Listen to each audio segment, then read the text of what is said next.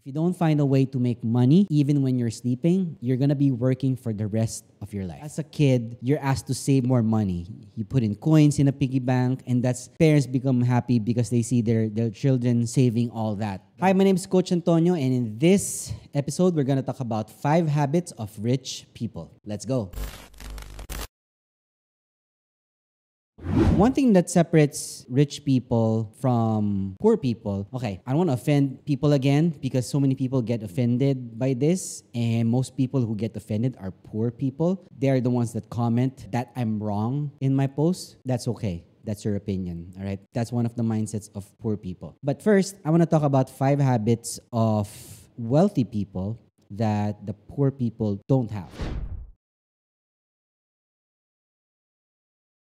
Let's go to number 1, which is rich people invest first and spend the remaining. Let me explain this one. The poor want to spend first, and the middle class, they want to buy things first so that they want to appear rich. The poor try to spend things first, and they try to invest whatever is left or whatever is left over, which is often nothing. The difference is that rich people invest first, then they live off the leftovers. And what's left over is a huge chunk. That's the biggest difference. If you struggle to try to invest first because you want short-term rewards before delayed gratification, then you found your problem and possibly your solution as well. To focus on earning more, not lessening your expenses. People think about, but yeah, I have so much expenses. But the problem is you shouldn't think about lessening your expenses, but instead trying to earn more. And the way you do that is to have, of course, more income streams. More on that later on. You're just saving more. But the goal is not to save. The goal is to invest. Those are 2 different things.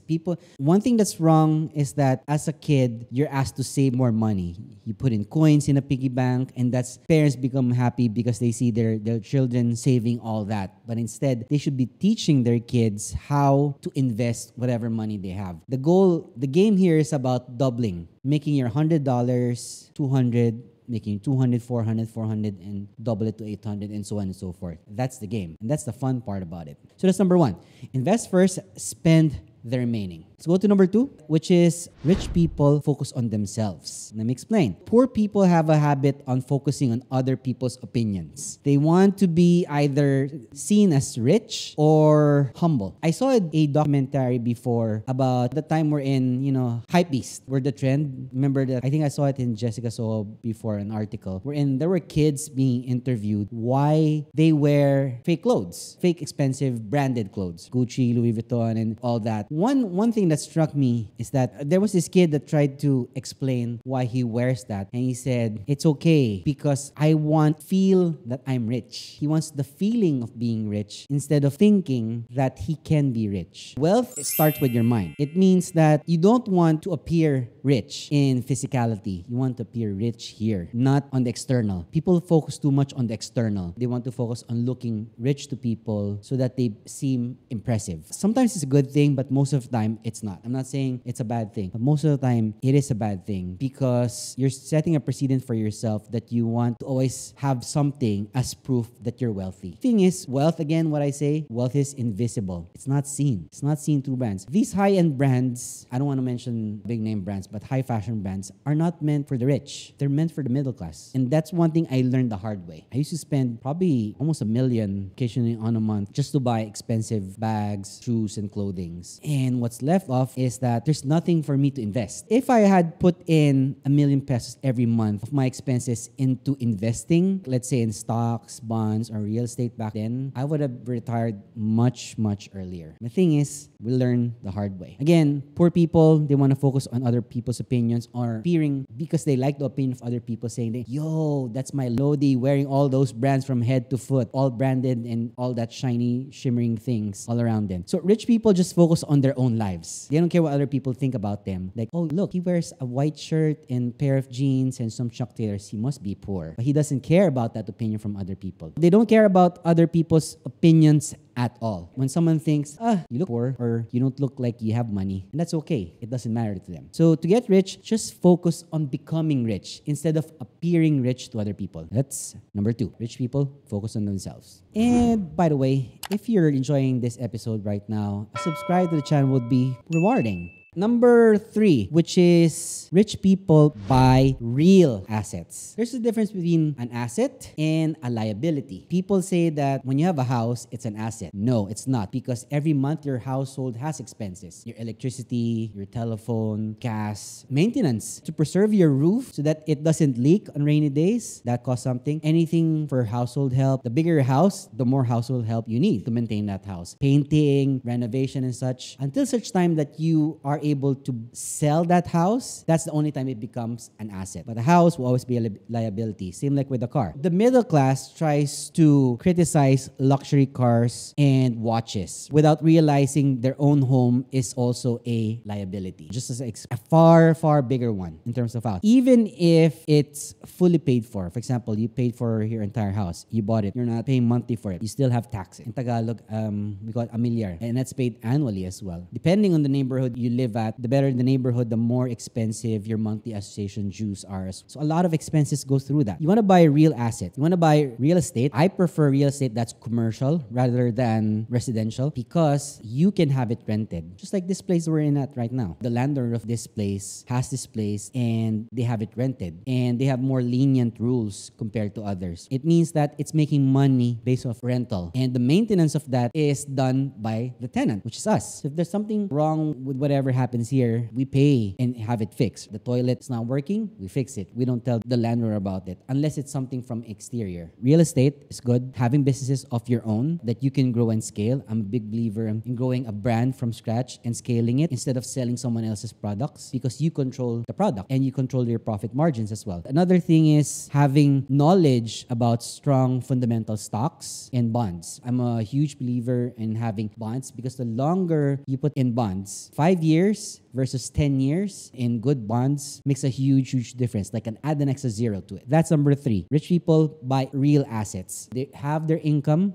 going to their assets instead of income going to liability. Moving on to number 4, which is rich people always reinvest. Let me explain. So reinvesting is a great way for your investment profits. You want to have more money so that you can have more money to make. It's a funny concept, but it is the right concept. What you want is delayed gratification for decades. Just like explained with point number 3, the difference of 5 years having your money in a bond versus 10 years is exponential. And with that, you can create a lifetime of wealth. That's the reason why you see a lot of people who live in third world countries when they're just chill. I see a TV show wherein a normal couple who lives in Thailand off of a beach who spends about $2,000 a month, which is a lot. When the spending is about, how much is that? 100,000 pesos. But then the interest that they get from their bonds and their stocks and other investments is about $10,000 a month. So them only spending $2,000 means that they're able to save $8,000 and more. And they can go even as far as spending $3,000 a month and still have the whatever they make pile on top of whatever they're putting in. That's how your money works for you instead of you working for money. So delayed gratification for an entire lifetime and you will have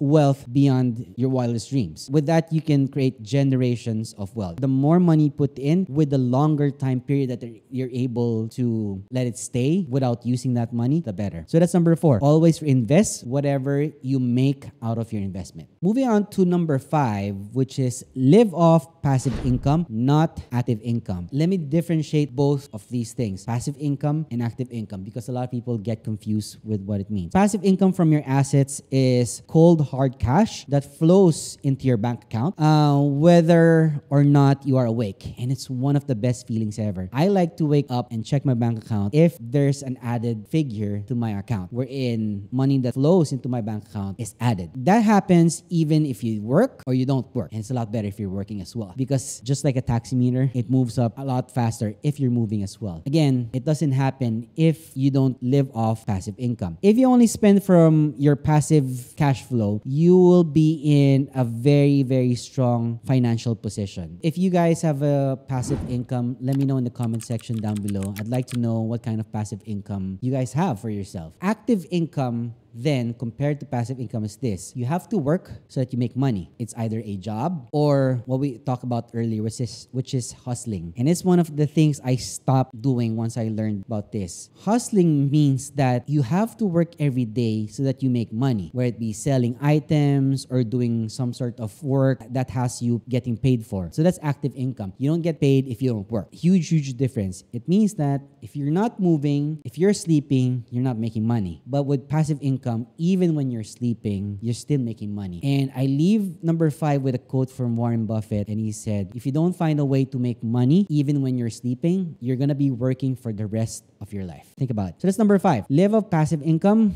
not active income. That's all I have for you today. If you found value in today's episode, make sure to subscribe to the channel and please leave a comment in the comment section down below. And I'll see you again on the next episode. Peace.